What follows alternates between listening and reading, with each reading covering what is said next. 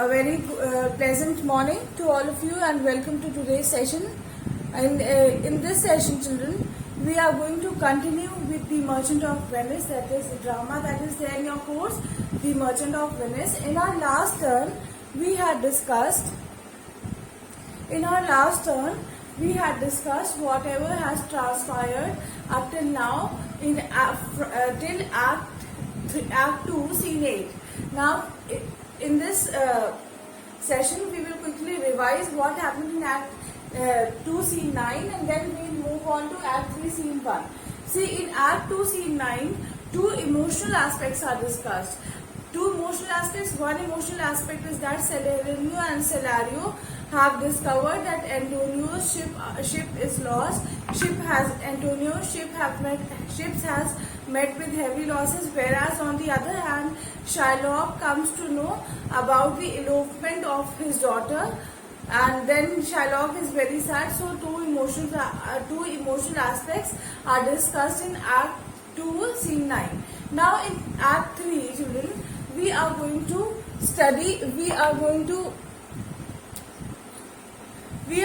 discuss in detail about the loss of the ship and the elopement of Antonio's daughter. In a way, we can say that this Act 3, Scene 1, is continuation of the previous act, that is previous scene, that is Act 2, Scene 9, and Act 3, Scene 1 is just the continuation of that scene.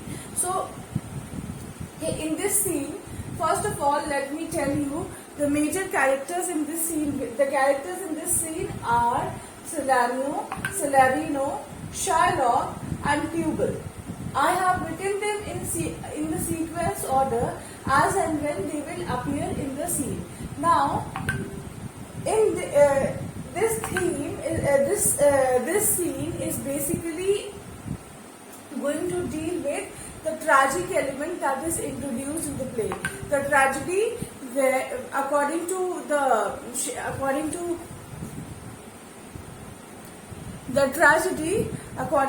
playwright, where Antonio's ship has met with heavy losses, and Salario and Salarino, we will see that they will be sympathizing with Antonio because his ship has met with heavy losses, and then Shylock will be sad that his daughter has actually betrayed him and she has eloped with a Christian, and she will feel sad about it. But at the end of the scene, towards the end of the scene, we will see that Shylock will feel somewhat satisfied because he has won the bet. He has actually met the forfeit of the demand, forfeit of the bond that was signed between him and Antonio, where it was written that if he will not be able to pay the debts that was, if Antonio will not be able to pay the money back in time to Shylock that Antonio had taken from Shylock as loan, then Shylock will take a pound of flesh away from Antonio's body. So, since in this scene we will see that Shylock has already met with one tragedy, that is, he has come across the fact that his own daughter has betrayed him, but still he will try to overcome that tragedy just by feeling that he is now going to take a pound of flesh away from Antonio's body, because Antonio will be unable to pay the debts, the amount that he has taken from Shylock on time, because his ship has already suffered heavy losses and now Antonio has become a bankrupt according to Shylock. So this is what we are going to do in this scene. So let us quickly get started with the text. I hope all of you must be having your books. So students, I would request all of you to open your Merchant of Venice book to page number 108, Act 3, Scene 1.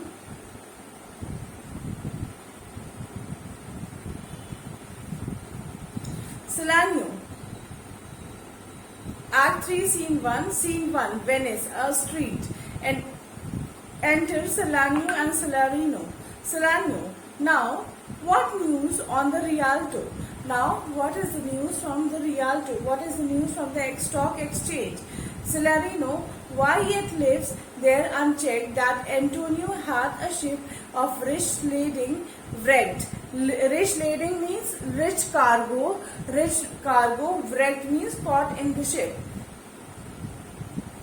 This is now Celerino says that this is apparently confirmed report stating that Antonio's ship Celerino is saying that the news that we have received about Antonio's ship being caught in the sea is actually a confirmed report, and we need not to cross check it.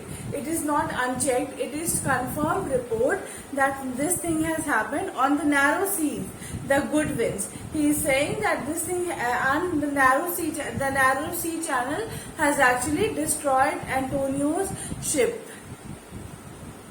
I think they call the place a very dangerous, flat and fatal. Now he is saying that the place where Antonio's ship has actually met with this incident, that is wrecking of the ship, that place is actually considered to be a very dangerous place by everyone, and people often get caught there and they often lose their ship, and it is not that only Antonio's ship are being lost in that place of the sea, but instead previously also many people have lost their ship to that place of the sea itself, and it is considered to be a very dangerous place in the sea.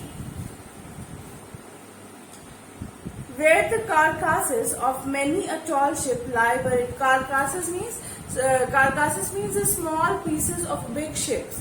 Small pieces or small wooden pieces of wooden pieces of which ships are made up of. So he is saying that in that place it is so dangerous that many carcasses, many small pieces of big ship lie buried in that place in the sea. As they say, if my gossip report to be honest of her woman, woman of her word. Now he is saying that this I only have heard from such people who talk too much, or just like talkative women do. They talk too much about that part of the sea, and I have heard this news from them, and I think it holds a bit of reality because they continuously talk about this. Celerino, I would she were as lying gossip, and that as ever napped Ginger, or made her neighbors believe she wept for the death of her third husband. Write down napped Ginger. Napped means Knapped. Napped word is there in the 9th line. First word is napped. The meaning of that word napped is chewed. Now I would she were as lying a gossip, in that as ever chew Ginger, or made her neighbors believe. Now he is saying that I only hope that since Celerino has already told Celerino that Antonio's ship has met with the loss and in that part of the sea, but they are not ready to accept it because they have they pity for Antonio.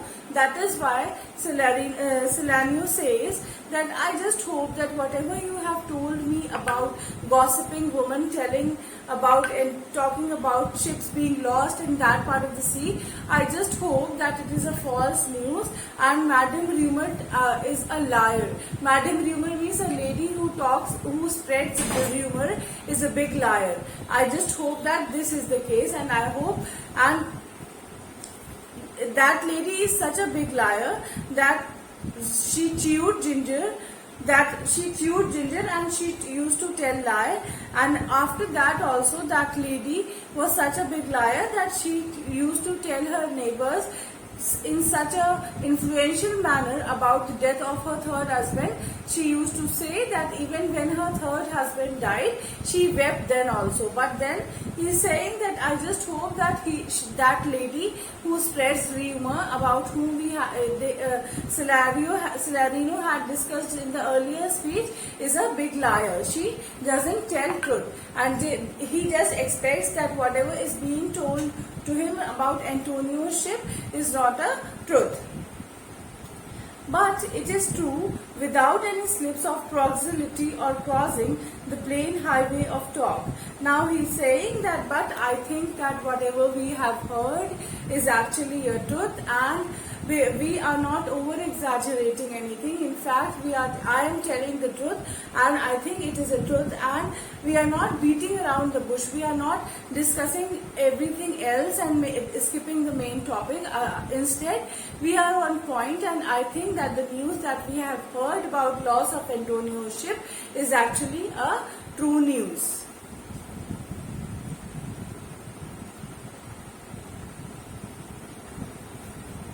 That the good Antonio, the honest Antonio, that I had a title good enough to keep his name company. Now he's saying that just because Celerino and Celerino, they are sympathizing with what has happened to Antonio's ship. He is saying that I just feel that if I could add words like good Antonio, because he has met with heavy losses. I don't find suitable word that I can describe Antonio at this point of time because of the losses that he has met in the form of his ship being wrecked in the sea. Celerino, come, the full stop. Come, Celerino says, come, now put an end to the story that you are telling. You put an end to it and come. Celerino, what sayest thou? Why the end is, he had lost the ship. Now Celerino says that what did you say? What are you saying? What are you saying? The sum and substance is, the basic gist is that the basic total of all whatever I said is that Antonio has lost his ship and I feel pity for him. Then why are you saying that I should stop and then come? Celerino, I would it might prove the end of his losses. Now Celerino says that I just expect, I just hope, I just feel optimistic that this might be the total loss that he might suffer. Beyond this, he should not suffer any other loss.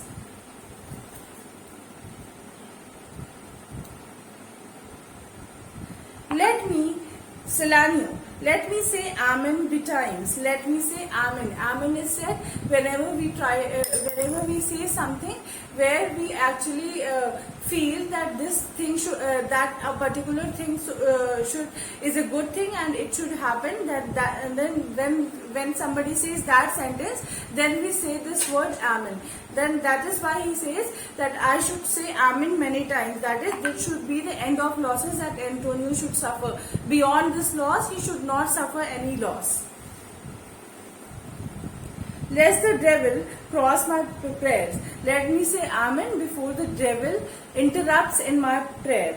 For here he comes is the likeliness of a Jew. Now he is saying, why he has talked about devil, he says that here a devil comes in the form of a Jew. Jew over here is referred to a Shylock. He says that let me say amen before my talk is interrupted by a devil who comes from there in the form of a Jew, Shylock. How, Shylock, what's news amongst the merchants? Well, Shylock, what is the news today amongst the merchants? Amongst the merchants means among the traders from Venice. What is the news? Shylock, you knew none so well as you of my daughter's elopement. Now Shylock is saying that you Yeah, Sherlock says that you better know what is the news than any other person. You better know what is the news among the merchants and any other person. And I think you know about my daughter's elopement as well. You know that my daughter has left me. Daughter's flight means daughter's elopement. Salarino, that's certain. I, for my part, knew the tailor that made the wings she flew with her.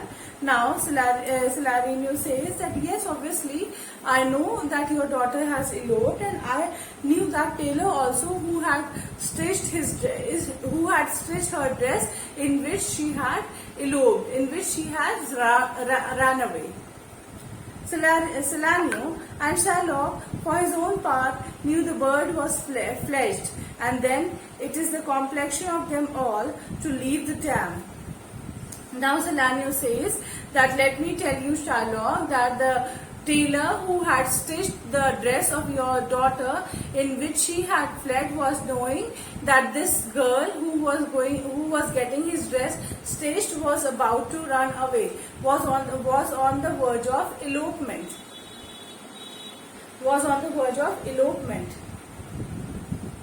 And then it is the complexion of them all to leave the town. And now he says that it is a very common thing that happens with most of the girls, that after some time in their life, it is the nature of a girl's life that a girls leave her mother after some time. It is not something new that has happened to your daughter. She has eloped, but this is a very normal tendency that happens with all the girls, that is after some times they are made to leave their parents, they are made to leave their mother.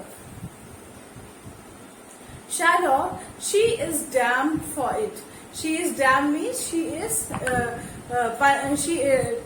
Sherlock says that she is damned for it, that she will be punished for it. Sherlock says that whatever she has done, that is the elopement that she has done, that is as she has ran away, I think she is going to be punished for it. Salarino, that's certain, if the devil may be her judge. Now Salarino is saying that I think she will be punished for it only in the case if some devil is going to judge whatever she has done. If some devil judges whatever she has done, then obviously I think that she is going to be damned for it.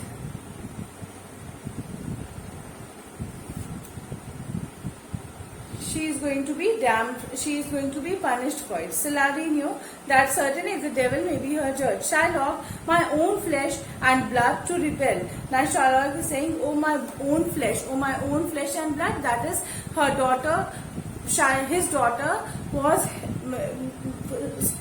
he is saying that she was my daughter and a part of me. That is, she was made up of my blood and flesh, and she is the one who has betrayed me, who has deceived me and ran away. Salarino, there is more difference between thy flesh and hers. Salarino says that but you are saying she was your daughter, but let me tell you that there is a difference between your flesh and her flesh than between jet and ivory. Just the difference is just like the difference is there between white and black color. The same sort of difference is there between your flesh and her flesh. More between your bloods than her, and the difference is there between your bloods as well. Your blood and her blood. Your blood, there is between the same sort of difference is there between your blood and red blood. Just like there is a difference between red wine and white German expensive wine. Similar sort of difference is there between your blood and her blood. But tell us, do you hear whether Antonio have had any loss at sea or no? No. now Celerino is saying that I want to inquire from you that whether you have come across the fact that Antonio has met with any losses at the sea or not. He just wants to confirm from Shylock whether he has heard about the loss of Antonio's ship. Firstly, he compares Shylock's blood and color, flesh and blood with his daughter's flesh and blood, and then he says that I just want to know that whether you have come across the fact that Shylock's Antonio's ship has met with heavy losses or not. Shylock, there I have another bad match. The bad match means another bad bargain or business. Shylock says that that is when I had actually signed a bond with Antonio, there again I had a mismatch. It was not a very perfect match. A bankrupt, a prodigal. Now, prodigal means a spendthrift. Prodigal means a waster or a spendthrift. Now he's saying that I had made a business with the bankrupt. Bankrupt means a person who does not have a penny. He's saying that I have made business with a person who was actually a bankrupt and a waster of money, who dares show his head on the Rialto, and who can hardly now he has met with such heavy losses that he does not have courage to show his face at the exchange. A beggar that was used to come so smug upon the mart. Now he is saying that he is a beggar now. He has turned into a beggar, and he used to come smiling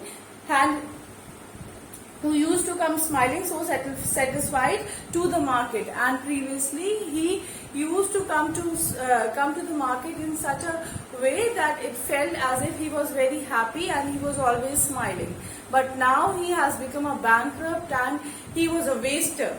He was a person who was a spendthrift, a waster, who used to spend money without even thinking. And now he has met with such a heavy losses that he cannot dare even to come to the stock exchange market, the place that is known as Rialto. A beggar that used to come so smug upon the mart means market, let him look to his bond. Now the time has come for him to look at his bond. Look at his bond means whatever,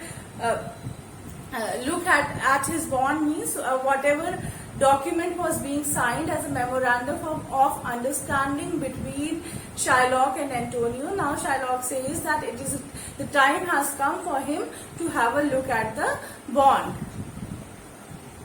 He was wont to call me usurer. He was the one who used to call me a money lender. He was the one who used to call me a money lender. Let him look to his bond. Now the time has come for him to look towards his bond. He was wont to lend money for a Christian courtesy. Let him look to his bond. Now he's saying he used to lend money for free of interest as an act of Christianity. Now when Shylock had money, according to Antonio, he used to be a spendthrift and he used to waste his money, and he used to give his money to people without any interest, and he used to justify his act as an act of kindness which Christians perform. So that is what he is saying, that now let him look at his bond, because he used to do all this. Let him look to his bond. Now the time has come for him to look at his bond. Now the time has come for him to actually have a look at his bond, to actually go through his bond, and now to redeem the terms and the conditions of the bond. Now, okay, children, we are going to stop here in this session, and we'll continue in this session. Thank you so much.